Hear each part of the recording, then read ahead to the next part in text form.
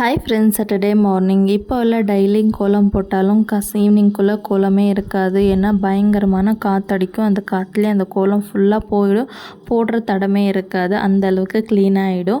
Morning பிரேக்ஃபாஸ்ட்டுக்கு வந்துட்டு இன்றைக்கி சேமியா உப்புமா தான் செஞ்சுருந்தேன். சனிக்கிழமைன்றதுனால எக்குமே சாப்பிட மாட்டோம். அதனால் அதுலேயே கொஞ்சமாக பச்சை பயிறு வேக வச்சு மிக்ஸ் பண்ணிவிட்டு கொஞ்சமாச்சும் ப்ரோட்டீன் கிடைக்கும்னு சொல்லிவிட்டு எல்லா வேலையும் முடிக்கிறதுக்குள்ளே 11 கிட்ட ஆகிடுச்சு. அதுக்குள்ளே அம்மாவும் வந்துட்டாங்க. வரும்போது கொஞ்சம் ஸ்நாக்ஸ் பூ எல்லாமே வாங்கிட்டு வந்திருந்தாங்க. அம்மாவுக்கும் பிரேக்ஃபாஸ்ட் எல்லாம் போட்டு கொடுத்துட்டேன். பாப்பாவுக்கு பேக் வாங்கிட்டு வந்திருந்தாங்க. மேடமுக்கு ஒரே குஷி ஆகிடுச்சு. பேக் போட்டவ கழட்டவே இல்லை. அதை போட்டுட்டு அன்றைக்கி ஃபுல்லாக சுற்றிட்டு இருந்தா.